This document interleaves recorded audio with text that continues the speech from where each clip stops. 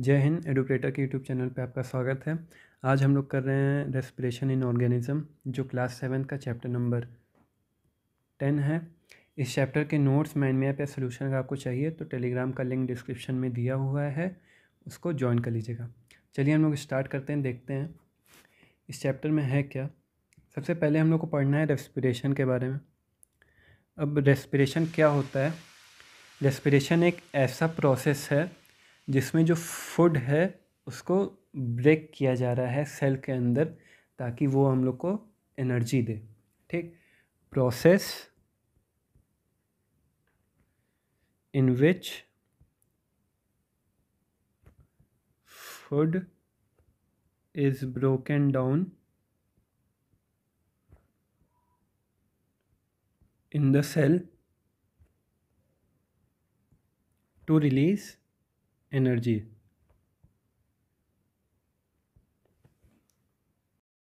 ये जो respiration process है वो डिपेंड करता है कि आप कैसे कर रहे हैं, मतलब इसके अलग अलग टाइप होते हैं। पहला, आप किस बारे में पढ़ रहे हैं? Cellular respiration. अब इस टॉपिक का नाम है सेलुलर रेस्पिरेशन, मतलब एक ऐसा रेस्पिरेशन जो कहाँ हो रहा है? सेल में हो रहा है, तो उसको क्या कह दिया गया? Cellular respiration. मतलब अब जो ये फूड है, जो फूड का ब्रेकडाउन हो रहा है वो कहाँ होगा? सेल में। तो इस प्रोसेस को, रेस्पिरेशन कौन सा प्रोसेस हो गया? वो प्रोसेस हो गया जिसमें फूड को ब्रेक किया जाता है, ताकि जो मतलब फूड के कॉम्प्लेक्स स्ट्रक्चर को सिंपल स्ट्रक्चर में ब्रेक किया जाता है, और ब्रेक करने में जो एनर्जी रिलीज़ हो रही है उसको हम लोग क्या कह रहे हैं? रेस्पिरेशन। अब रेस्पिरेशन अगर सेल में हो रहा है तो उसको हम लोग क्या कहेंगे? Cellular respiration. ठीक, अब सेलुलर रेस्पिरेशन हर लिविंग ऑर्गेनिज्म के सेल में होता है, मतलब हर लिविंग ऑर्गेनिज्म के सेल में सेलुलर रेस्पिरेशन जो है वो अगर करता है। सेलुलर रेस्पिरेशन की डिफिनीशन क्या हुई? ये process in which food is broken down in the cell to release energy, वो क्या हो गया? Cellular respiration.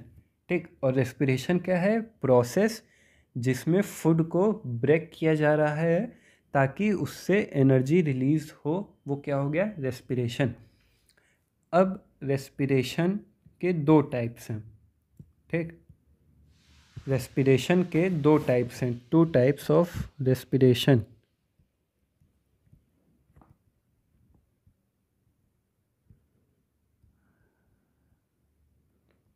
Two types of respiration.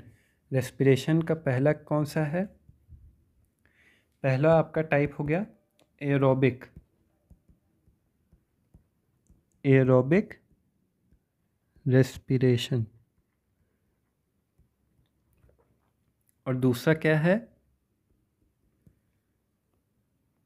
Anaerobic respiration.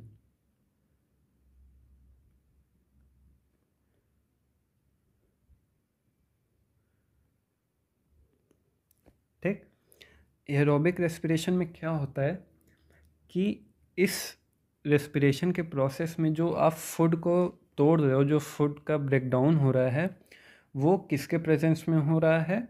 Oxygen के। मतलब कि इसमें जो है ऑक्सीजन प्रेजेंट रहता है। ठीक, ऑक्सीजन प्रेजेंट है, इसलिए एरोबिक। एरोबिक एयर है ना, एरोबिक मतलब जो एयर के साथ, जो ऑक्सीजन के साथ रेस्पिरेशन हो रहा है उसको हम लोग क्या कहें? Aerobic respiration. ठीक, इसके बाद जो एब्सेंस में हो रहा है, जो एब्सेंस में हो रहा है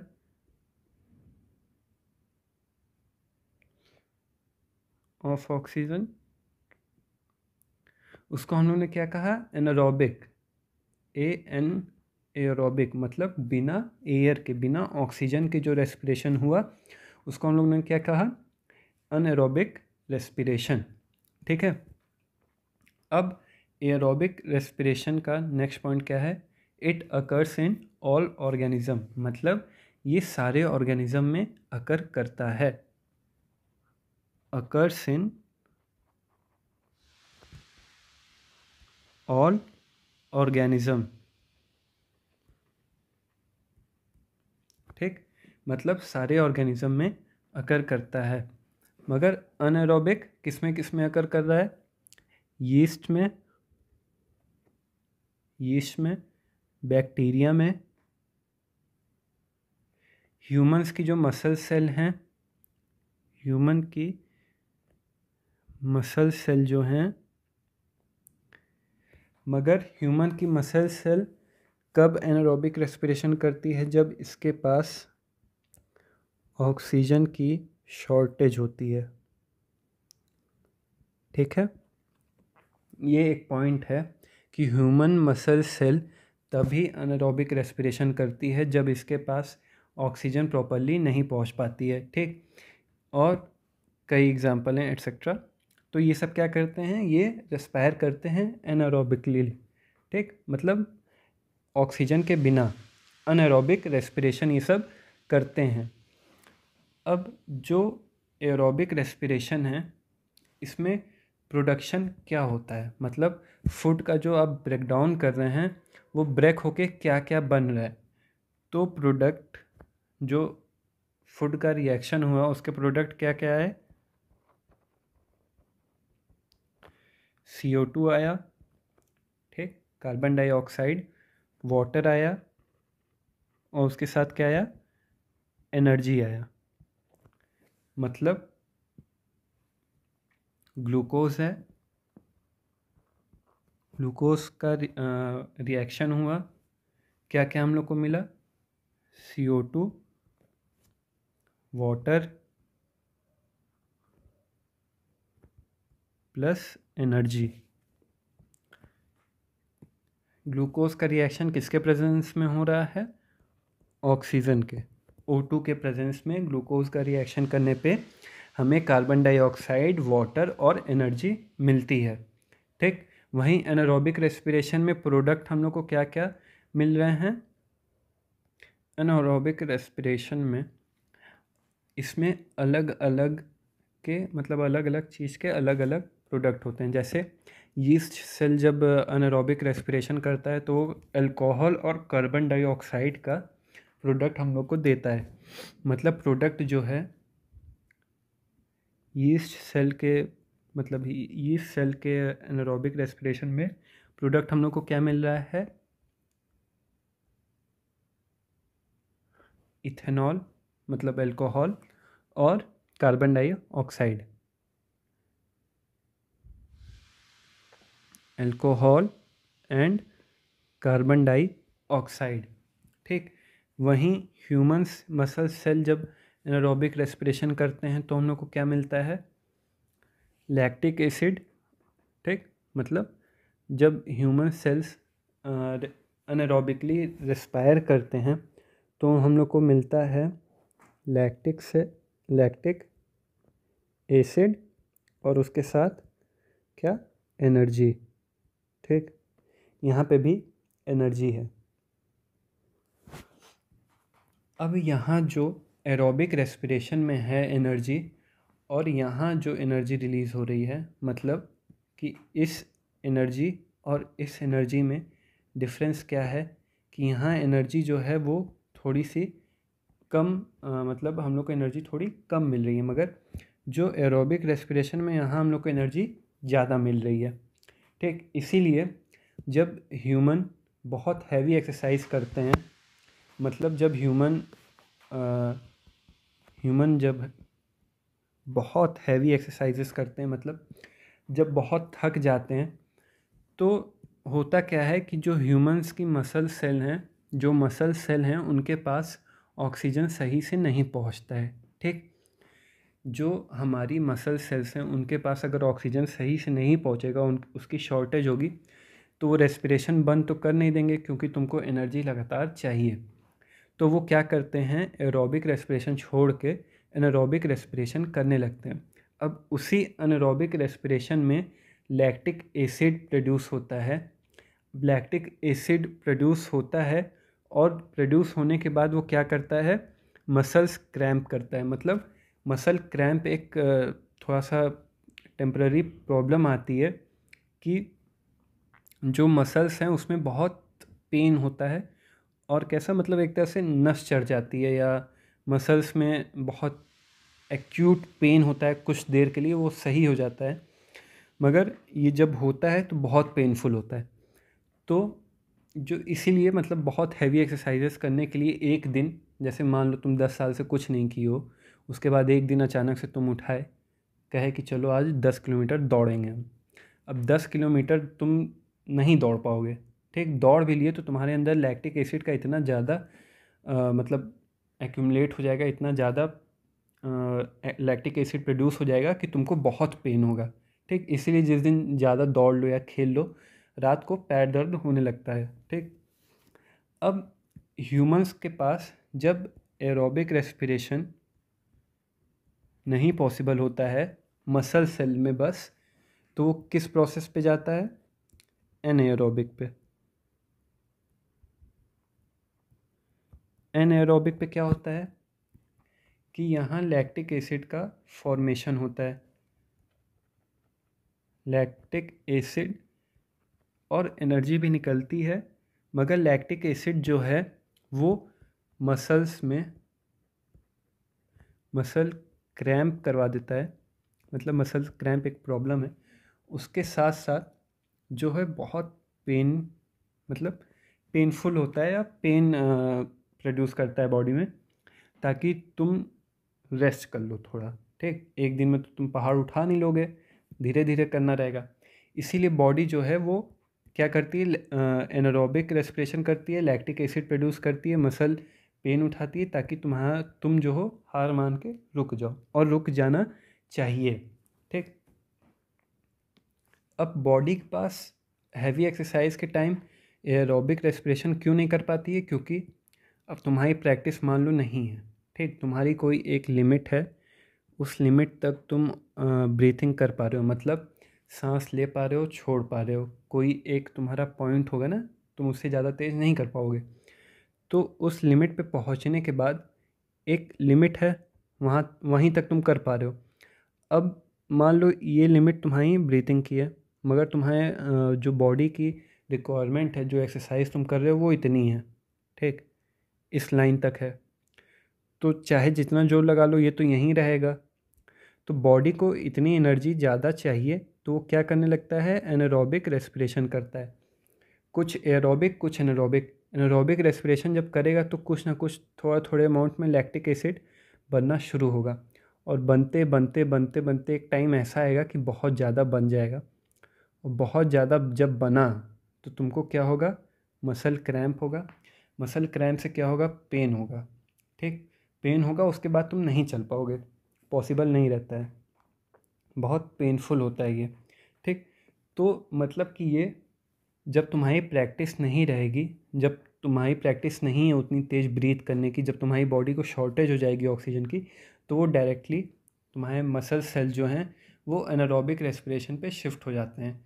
शिफ्ट हुए, लैक्टिक एसिड फॉर्मेशन हुआ, एनर्जी मिली, मगर एनर्जी उतनी नहीं मिली जितनी हम लोग को एरोबिक में मिलती थी। तो तब भी एनर्जी की एक शॉर्टेज रहेगी। एनर्जी शॉर्टेज के बाद लैक्टिक एसिड जो एक्यूमुलेट हो रहा है, मतलब जो बन के तुम्हारे बॉडी में स्टोर होता जा रहा है, तुम्हारे मसल के आसपास स्टोर होता जा रहा है, वो क्या करा देगा, मसल क्रैम्प करा देगा। टेम्पररी है मगर पेनफुल है, ठीक। इसके बाद नेक्स्ट टॉपिक हम लोग का क्या है, ब्रीथिंग के बारे में। ब्रीदिंग के बारे में, ब्रीदिंग क्या है, तुम्हारा सांस अंदर लेना और बाहर छोड़ना, ठीक। मतलब इनहेल करना और एक्सहेल करना क्या है, ब्रीदिंग है। इनहेल करना मतलब अंदर की तरफ सांस को लेना, मतलब जैसे सांस लेते हो अंदर, वो क्या हो गया, इनहेल हो गया। और एक्सहेल क्या हुआ, जो तुम सांस बाहर छोड़ते हो। ब्रीदिंग के साथ साथ एक और चीज़ होती है जिसको हम लोग कहा जाता है, जिसको कहते हैं exchange of gas. Exchange of gas, ठीक। ब्रीथ तुम करोगे तो गैस का एक्सचेंज अपने आप होगा। अब रेस्पिरेशन तो वो प्रोसेस हो गया जिसमें ऑर्गेनिक सब्सटेंस मतलब फूड को तुम ब्रेक करके एनर्जी रिलीज़ करा रहे थे, ठीक। अब एरोबिक रेस्पिरेशन में तुमको किस चीज़ की ज़रूरत होती है? ऑक्सीजन की। ऑक्सीजन तुम कैसे लोगे? सांस लेके लोगे, ठीक। अब यही सांस लेने के प्रोसेस को हम लोग क्या कहते हैं? ब्रीदिंग कहते हैं, ठीक। और ब्रीदिंग के टाइम जब गैस तुम्हारी मतलब कार्बन डाइऑक्साइड, ह्यूमंस क्या करते हैं? ऑक्सीजन अंदर लेते हैं, कार्बन डाइऑक्साइड बाहर छोड़ते हैं, यही ना। तो यहाँ क्या हो रहा है? ऑक्सीजन जा रहा है अंदर, कार्बन डाइऑक्साइड बाहर आ रहा है, एक्सचेंज हो रहा है गैस का। और ये कब हो रहा है? जब तुम एक प्रोसेस कर रहे हो जिसका नाम है ब्रीदिंग, ठीक। ब्रीदिंग में दो पार्ट हैं, इनहेल और एक्सहेल। मतलब सांस का अंदर लेना और तुम्हारा सांस का बाहर छोड़ना। क्या है? ब्रीदिंग के दो प्रोसेस हैं, ठीक। तो ब्रीदिंग में क्या हो गया तुम्हारा? ब्रीदिंग वो प्रोसेस हुआ जिसमें तुम कार्बन डाइऑक्साइड को बाहर छोड़ रहे हो, मतलब कार्बन डाइऑक्साइड को रिलीज़ कर रहे हो, release of CO2, intake of O2। क्या है? ब्रीदिंग है, ठीक। उसके साथ साथ तुम्हारे पास लंग्स और जो तुम्हारे डायफ्राम है उसका मूवमेंट, ठीक। ये भी क्या है? ब्रीदिंग के प्रोसेस में हेल्प करता है। रिलीज ऑफ CO2 क्या हो गया? एक्सेल, ठीक। इनटेक ऑफ O2 क्या हो गया? इनहेल, बेसिक टर्म में। अब इनहेल को हम लोग और क्या कहते हैं? इनहेलेशन। मतलब इनहेल के प्रोसेस को हम लोग क्या कहेंगे? इनहेलेशन। ब्रीदिंग के दो प्रोसेस, इनहेलेशन और एक्सहेलेशन। इनहेलेशन में क्या होता है? तुम्हारा डायफ्राम जो है वो नीचे जाता है। जैसे मान लो तुम्हारे पास एक ऐसा क्या है? रबर है, ठीक। रबर बैंड वाला रबर, ठीक। अभी तो इसके पास इतनी एरिया है ना। अब इसको तुम नीचे खींचो तो तुम्हारे पास कैसा रबर बैंड? कुछ इस तरह का शेप आएगा, ठीक। एक तरफ से अगर पकड़ के खींचोगे तो ये क्या हुआ? ये एरिया, इसके अंदर का एरिया जो है, रबर के अंदर का एरिया क्या हुआ? एक्सपैंड हुआ ना, बढ़ा। तो जब ये एरिया एक्सपैंड करेगा तो अपने आप इसके अंदर क्या आएगी? बाहर से हवा आ जाएगी। मतलब ये तो रबर बैंड तो थोड़ा एक ही तरफ का होगा, मगर अगर कोई ऐसा ही मान लो तुम्हारे पास बैलून है, ठीक। तुमने क्या किया? बैलून को एक तरफ से जोड़ दिया किसी पाइप से, ठीक। और फिर तुमने उसको पकड़ के उसमें हवा भरी, फिर थोड़ा सा खींचा तो उसके अंदर का क्या होगा? उसके अंदर का जो एरिया है, उसके अंदर का जो वॉल्यूम है वो क्या हो जाएगा? वो बढ़ जाएगा। तो वहाँ पे अपने आप और हवा आ जाएगी। तो इन्हेलेशन के प्रोसेस में क्या ह्यूमन बॉडी क्या करती है? बस वहाँ के आसपास, लंग्स के आसपास जो मसल हैं उसको वो क्या करती है? वो नीचे खींचती है। डायफ्राम जो है उसको क्या करती है? मसल्स नीचे खींचती है। नीचे खींचने पे जो चीज़ पहले यहाँ थी और लंग्स ऐसे थे, अब वो कैसे हो जाएंगे? यहाँ आ गया तो लंग्स कैसे हो गए? थोड़े से बढ़ गए, इसका वॉल्यूम क्या हो गया? बढ़ गया। अब पहले बस इतनी हवा थी, ठीक। अब इतनी जगह खाली है, तो इस खाली जगह को भरने के लिए बाहर से क्या आएगी? हवा आएगी ना। अब इस खाली जगह को भरने के लिए बाहर से एक मतलब बाहर से हवा आएगी, एयर आएगी। तो उसी एयर के साथ साथ क्या आएगा? ऑक्सीजन आएगा, ठीक है ना। तो इसी प्रोसेस को हम लोग क्या कहते हैं? इन्हेलेशन। मतलब कि एक प्रोसेस जिसमें डायफ्राम जो है आपका वो नीचे जा रहा है, रिब्स जो हैं आपके वो बाहर की तरफ आ रहे हैं। मतलब जैसे जो तुम्हारे रिब्स हैं जो सीधे रहते हैं, सांस ले के देखना, जब तुम सांस अंदर खींचोगे तो क्या होंगे? रिब्स जो हैं तुम्हारे वो बाहर की तरफ जाएंगे और डायफ्राम जो है वो तुम्हारा अंदर मतलब नीचे की तरफ होगा, ठीक। डायफ्राम मूवमेंट तुम नहीं देख पाओगे, मगर रिब्स जो हैं वो डेफिनेटली तुम्हारे आगे की तरफ, बाहर की तरफ थोड़े से निकलेंगे। तो इस मूवमेंट को, ये मूवमेंट क्या कॉज कराता है? कि लंग्स के अंदर के वॉल्यूम को वो बढ़ा देता है। वॉल्यूम मतलब किसी भी चीज़ की अंदर कोई चीज़ को रखने की कैपेसिटी, ठीक। तो लंग्स के अंदर की वॉल्यूम क्या होगी, वो बढ़ गई। अब जब उसमें जगह बढ़ी तो वो वैक्यूम खाली तो रहेगी नहीं, वैक्यूम तो हो नहीं जाएगी कि उतने में हवा है उतने में हवा नहीं है, ठीक। क्या हो जाएगा, उस हवा को भरने के लिए तुम्हारे अंदर सांस आएगी, मतलब तुम्हारे अंदर ऑक्सीजन आएगा, एयर आएगी। उसी एयर में तुम्हारे पास ऑक्सीजन की क्वांटिटी थोड़ी सी ज़्यादा होगी तुम्हारे बॉडी के मुकाबले, ठीक।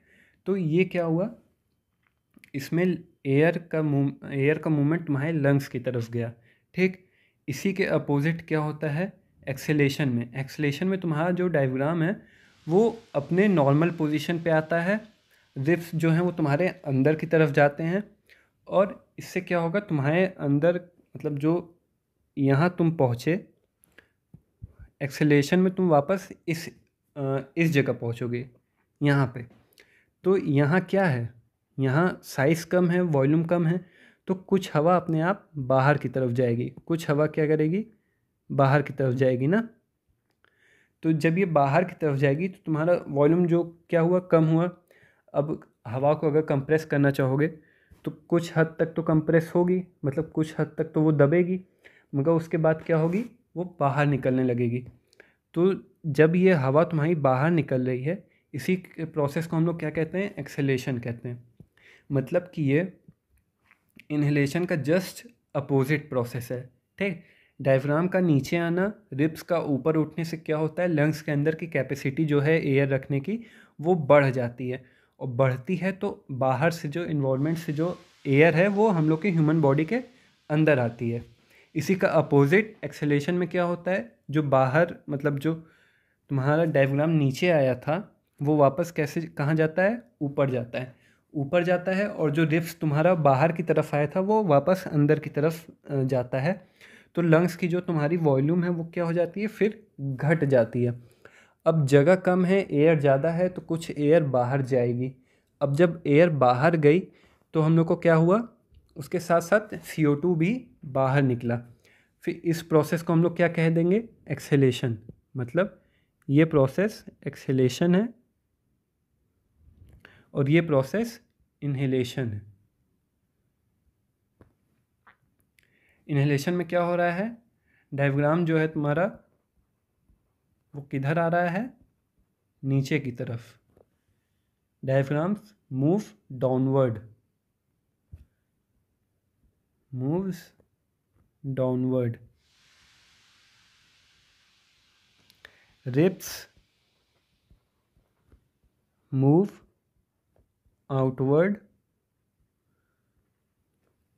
thus causing space increase in chest cavity। मतलब लंग्स में स्पेस जो है वो बढ़ जाएगी, तो हवा क्या होगी, अंदर आएगी। This leads to movement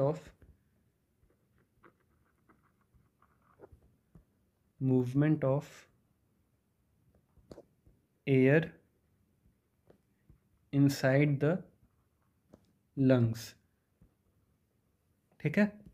acceleration में क्या हुआ, जस्ट अपोजिट, जो डायग्राम नीचे की तरफ जा रहा था वो वापस ऊपर की तरफ आएगा।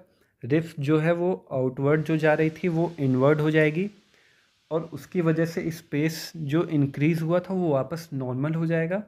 नॉर्मल होने पे जो चेस्ट कैविटी में जो इंक्रीजमेंट था एयर स्पेस का, वो क्या हो जाएगा, वापस अपने नॉर्मल पे आएगा। अब जब वो नॉर्मल पे आएगा तो जो एयर मतलब लंग्स में गई थी वो तो नहीं आएगी, उसके अलावा कोई दूसरी एयर मिक्स होके लंग से बाहर चली जाएगी, ठीक।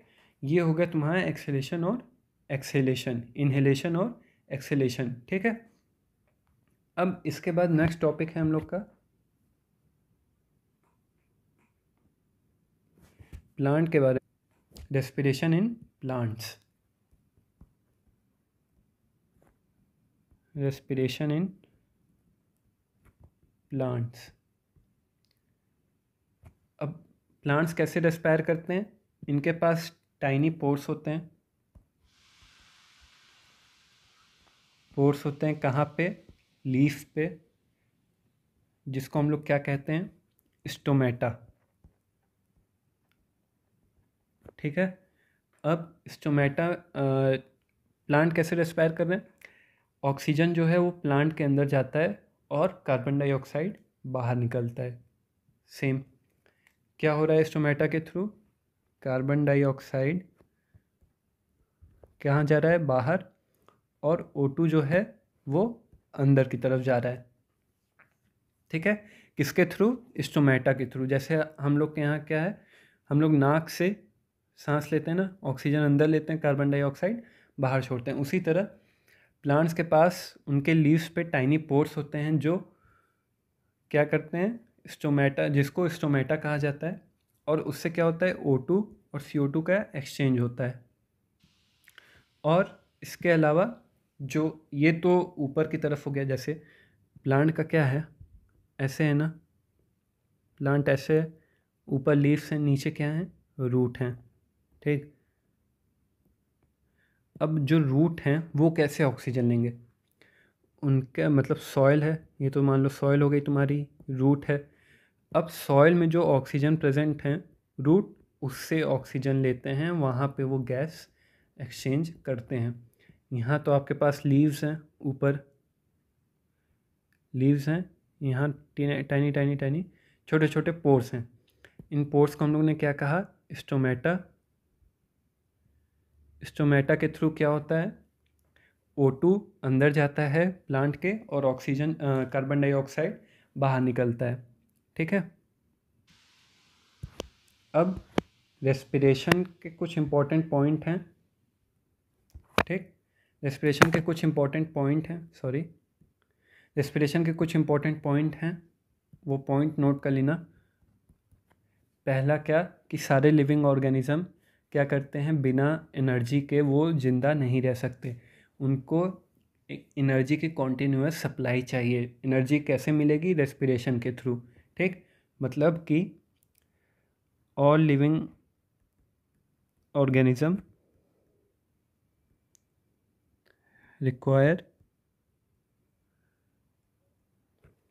Energy and respiration. इसके बाद सेलुलर रेस्पिरेशन जो है, उसका जो एनर्जी है उसका, वो एनारोबिक रेस्पिरेशन के एनर्जी से कहीं ज़्यादा है। मतलब एनर्जी प्रोडक्शन ऑफ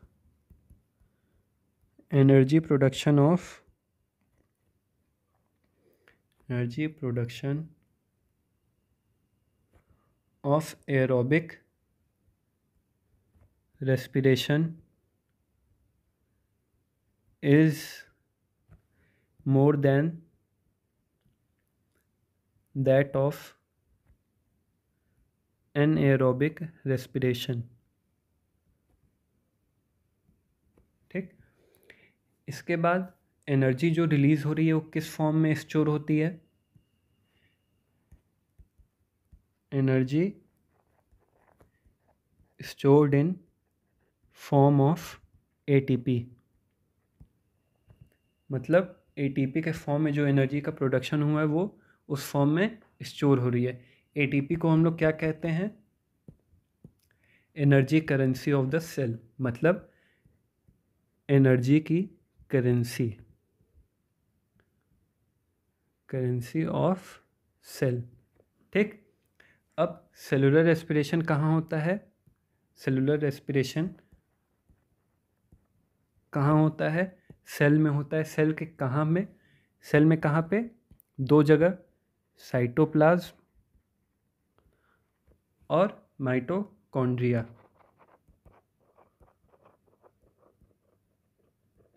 ठीक है, ये सेलुलर रेस्पिरेशन है। सेलुलर रेस्पिरेशन कहाँ हो रहा है, साइटोप्लाज्म में और माइटोकॉन्ड्रिया में। उसके बाद नेक्स्ट क्या, सेलुलर मतलब रेस्पिरेशन में किस चीज़ का, सेलुलर रेस्पिरेशन या एरोबिक रेस्पिरेशन में किस चीज़ का नीड होता है। पहला तो ये ऑक्सीजन का जो है वो कंजप्शन होता है, मतलब ऑक्सीजन लेते हैं और कार्बन डाइऑक्साइड और वाटर को छोड़ते हैं। मतलब oxygen is required and CO2 and water is released. ठीक है, इक्वेशन क्या है रेस्पिरेशन की, ये बहुत इंपॉर्टेंट है, इसको याद कर लेना। C6H12O6 प्लस O2 क्या दे रहा है, 6CO2 plus 6H2O plus energy. ये क्या है, ये बहुत इम्पॉर्टेंट है। यहाँ पे 6O2 होगा, सॉरी 6O2। ठीक, ये क्या है, ये रेस्पिरेशन का इक्वेशन है। ठीक, एरोबिक रेस्पिरेशन का इक्वेशन है बेसिकली। इसके बाद next, respiration in micro organism.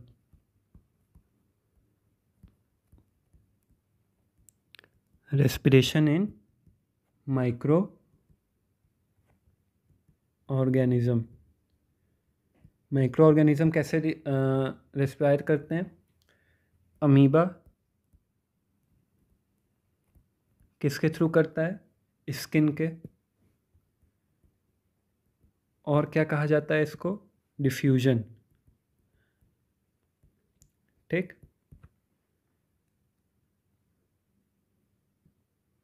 फिर नेक्स्ट हम लोग का क्या, रेस्पिरेशन इन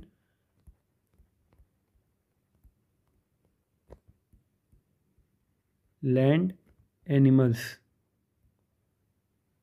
लैंड एनिमल्स कैसे रेस्पायर करते हैं, कॉकरोच कैसे रेस्पायर करता है, उसके बॉडी में स्मॉल ओपनिंग्स होती हैं। ठीक, जिसको हम लोग क्या कहते हैं, स्पेरेकल्स। स्मॉल ओपनिंग क्या कहा जाता है, स्पाइरेकल। अब जो ऑक्सीजन रिच एयर होती है, मतलब जिस एयर में ऑक्सीजन बहुत ज़्यादा होती है, वो स्पेरिकल्स में कैसे बहुत, मतलब स्पेरिकल से कॉकरोच की बॉडी में घुसते हैं। अब कॉकरोच की बॉडी में स्पाइरेकल से मतलब बहुत ढेर सारे ट्यूब्स क्या रहते हैं, कनेक्टेड रहते हैं, और वो उनको क्या कहा जाता है, ट्रैकिया।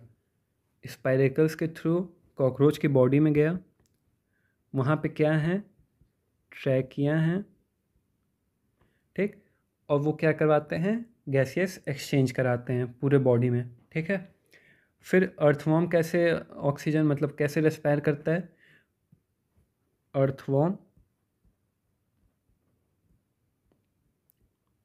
अर्थवॉर्म जो है वो अपने स्किन के थ्रू, उसके पास मॉइस्ट स्किन होती है, मतलब मॉइस्ट स्किन कैसी, थोड़ी सी गीली टाइप की स्किन होती है, जिससे वो क्या करता है, रेस्पायर करता है। ठीक, ब्रीथ करता है। और फिर एनिमल्स लाइक काऊ, डॉग, मतलब कुत्ते, गाय, बफेलो, भैंस, बिल्ली, ये सब इनके पास भी रेस्पिरेटरी ऑर्गन्स प्रेजेंट होते हैं, और ये भी ब्रीदिंग की प्रोसेस सेम जैसे ह्यूमंस करते हैं वैसे ही इनके में भी होती है। अब रही बात एक्वेटिक एनिमल्स की। एक्वेटिक एनिमल्स में फिश के पास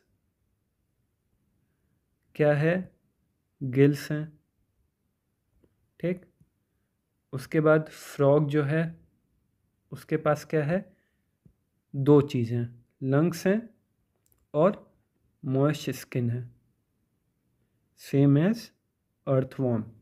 ठीक, तो अब तक हम लोग ने क्या पढ़ा, सबसे पहले हम लोग ने पढ़ा कि रेस्पिरेशन क्या होता है। रेस्पिरेशन एक ऐसा प्रोसेस है जिसमें फूड का ब्रेकडाउन होता है सिंपल सब्सटेंस में और एनर्जी का रिलीज होता है। सेलुलर रेस्पिरेशन क्या होता है, सेलुलर रेस्पिरेशन वो प्रोसेस है जिसमें रेस्पिरेशन जो है एक सेल के अंदर हो रहा है, मतलब एक सेल के अंदर फूड का ब्रेकडाउन हो रहा है, उससे एनर्जी निकल रही है। उसके बाद रेस्पिरेशन के क्या, दो प्रोसेस, पहले कौन से, एरोबिक रेस्पिरेशन में क्या होता है, ऑक्सीजन के प्रेजेंस में रेस्पिरेशन होता है, जिसमें जो बेसिकली हर लिविंग ऑर्गेनिज्म करता है। और इसमें हम लोग को किस चीज़ की ज़रूरत होती है? ऑक्सीजन की। ऑक्सीजन के साथ फूड का रिएक्शन होता है और उससे CO2 plus water plus energy का फॉर्मेशन होता है। ठीक। उसके बाद हम लोगों ने क्या पढ़ा कि अनएरोबिक रेस्पिरेशन क्या होता है? अनएरोबिक रेस्पिरेशन ऐसा रेस्पिरेशन होता है जो ऑक्सीजन के एब्सेंस में हो रहा है। किस में होता है? यीस्ट में होता है, बैक्टीरिया में होता है और ह्यूमन मसल सेल्स में होता है। कब? जब ह्यूमन मसल सेल को ऑक्सीजन की शॉर्टेज हो जाती है, जब उस पर ऑक्सीजन की पहुंच नहीं होती है। उसके बाद नेक्स्ट क्या है? नेक्स्ट हम लोगों ने पढ़ा कि ब्रीदिंग और एक्सचेंज ऑफ गैसेस के बारे में। ब्रीदिंग क्या है? ब्रीदिंग मतलब सांस लेना। जो तुम नॉर्मल सांस लेते हो उसको हम लोग क्या कहते हैं? ब्रीदिंग कहते हैं। अब जब कोई भी ऑर्गेनिज्म ब्रीथ करता है तो उसमें एक्सचेंज ऑफ गैसेस होती हैं। अब ब्रीदिंग के दो प्रोसेस हैं, इन्हेलेशन और एक्सहेलेशन। इन्हेलेशन में क्या होता है? इन्हेलेशन में तुम्हारा डायफ्राम जो है ह्यूमन बॉडी में वो नीचे जाता है। नीचे जाने पे और नीचे जाता है, रिब्स क्या हैं वो ऊपर और बाहर की तरफ आते हैं। तो उससे क्या होता है? लंग्स में जो स्पेस है वो अचानक से बढ़ जाता है। जब बढ़ता है तो उस बाहर से जो एयर का मूवमेंट है वो हम लोग का लंग्स की तरफ होता है। ठीक। अब एयर लंग्स तक पहुंच गई, फिर वो वापस पूरे बॉडी में जाएगी। अब इन्हेलेशन के बाद एक्सहेलेशन में जो तुम्हारा डायफ्राम नीचे आया था वो अपनी नॉर्मल पोजीशन पे जाता है। रिब्स जो बाहर आए थे वो भी अपने नॉर्मल पोजीशन में जाते हैं। तो नॉर्मल पोजीशन में जाने पे क्या होता है? जो इंक्रीज़ हुआ था स्पेस का वो क्या हो जाता है? वो वापस अपने नॉर्मल पोजीशन पे आता है, मतलब डिक्रीज़ हो जाता है। डिक्रीज़ होने पे क्या होता है? जो मतलब जो उसके अंदर एयर आई थी वो कुछ हद तक कंप्रेस होती है, मगर मैक्सिमम नहीं कंप्रेस कर सकते हो एयर। तो कुछ एयर क्या है वो लंग्स के थ्रू, लंग्स से वो बाहर जाती है नोज़ के थ्रू। ठीक। ये हो गया तुम्हारा एक्सहेलेशन और इन्हेलेशन। इसके बाद हम लोगों ने पढ़ा था कि प्लांट कैसे रेस्पायर करता है। प्लांट के पास स्टोमेटा होते हैं, टाइनी पोर्स होते हैं जो लीफ पे, उसके थ्रू ऑक्सीजन जो है प्लांट्स के अंदर जाता है और कार्बन डाइऑक्साइड जो है वो प्लांट के बाहर आता है। प्लांट में लीव्स के अलावा रूट कैसे रेस्पायर करते हैं? रूट सॉइल में जो ऑक्सीजन होती है उससे वो एक्सचेंज कर लेते हैं। ठीक। उसके बाद हम लोगों ने पढ़ा कि रेस्पिरेशन के कुछ इंपॉर्टेंट पॉइंट। रेस्पिरेशन के इंपॉर्टेंट पॉइंट कौन कौन से थे? पहला ये कि रेस्पिरेशन में एरोबिक और एनारोबिक रेस्पिरेशन में जो एनर्जी फॉर्मेशन है वो एरोबिक रेस्पिरेशन में ज़्यादा होती है। मतलब एरोबिक रेस्पिरेशन में एनर्जी का प्रोडक्शन अनएरोबिक रेस्पिरेशन के मुकाबले ज़्यादा होता है। ठीक। फिर जो क्या था? ऑल लिविंग ऑर्गेनिज्म, मतलब जितने भी लिविंग ऑर्गेनिज्म हैं उनको एनर्जी और रेस्पिरेशन की कॉन्टीन्यूअस सप्लाई होनी चाहिए। उसके बाद एनर्जी जो रिलीज़ होती है रेस्पिरेशन में वो किस फॉर्म में स्टोर होती है? ATP फॉर्म में। ATP को हम लोग क्या कहते हैं? Energy currency of cell. अब रेस्पिरेशन जो सेलुलर रेस्पिरेशन होता है वो कहाँ होता है? सेल में होता है। सेल में दो ऑर्गेनेली होते हैं जिसको हम लोग साइटोप्लाज्म और माइटोकॉन्ड्रिया कहते हैं। सेलुलर रेस्पिरेशन वहाँ होता है। इसके बाद सेलुलर रेस्पिरेशन में ऑक्सीजन का कंजप्शन होता है, मतलब ऑक्सीजन रिक्वायर होता है और CO2 और वाटर का रिलीज़ होता है। ठीक। इक्वेशन रेस्पिरेशन की क्या थी? C6H12O6 प्लस 6O2 क्या बनाते हैं? 6CO2 plus 6H2O plus energy, मतलब C6H12O6 6 ऑक्सीजन मॉलिक्यूल के साथ क्या बना रहे हैं? 6CO2 plus 6H2O plus energy. ठीक। इसके बाद हम लोगों ने पढ़ा माइक्रो ऑर्गेनिज्म कैसे रेस्पायर करते हैं। अमीबा कैसे रेस्पायर करता है? अमीबा अपनी स्किन के थ्रू रेस्पायर करता है जिसको हम लोग क्या कहते हैं? डिफ्यूजन। ठीक। और लैंड एनिमल्स कैसे रेस्पायर करते हैं? लैंड एनिमल्स में दो एग्जांपल थे, कॉकरोच, अर्थवर्म, और बाकी तुम्हारे नॉर्मल मैमल्स। कॉकरोच में स्पाइरेकल्स होते हैं जो स्मॉल ओपनिंग्स होते हैं उनके बॉडी के साइड में, और वो जो स्पाइरेकल्स कॉकरोच की बॉडी में ओपन होते हैं ओपन होने पे नेटवर्क ऑफ ट्यूब्स होता है जिसको हम लोग ट्रैकियाई कहते हैं। उस ट्रैकियाई से पूरे बॉडी में वो ऑक्सीजन या एयर सप्लाई होता है। अर्थ फॉर्म में कैसे होता है रेस्पिरेशन? उनके मॉइस्ट स्किन के थ्रू, ठीक। उसके अलावा कैट, डॉग, काऊ, बफेलो, ये सब नॉर्मल एज अ ह्यूमन जैसे रेस्पायर करते हैं और ब्रीथ करते हैं, वैसे ही इन लोग का भी ब्रीदिंग और रेस्पिरेशन चलता है। अब फिर रेस्पिरेशन इन एक्वेटिक एनिमल्स क्या था? फिश जो हैं वो गिल्स के थ्रू रेस्पायर करते हैं, और फ्रॉग जो हैं उनके पास दोनों होता है, लंग्स और moist skin. Moist skin as in earthworm. ये फ्रॉग और फिश कैसे रेस्पायर करते हैं? इन दोनों के थ्रू। मतलब स्किन, फिश जो है वो गिल्स के, और फ्रॉग जो है लंग्स और मॉइस्ट स्किन के। आज के लेक्चर में इतना ही। थैंक यू, धन्यवाद।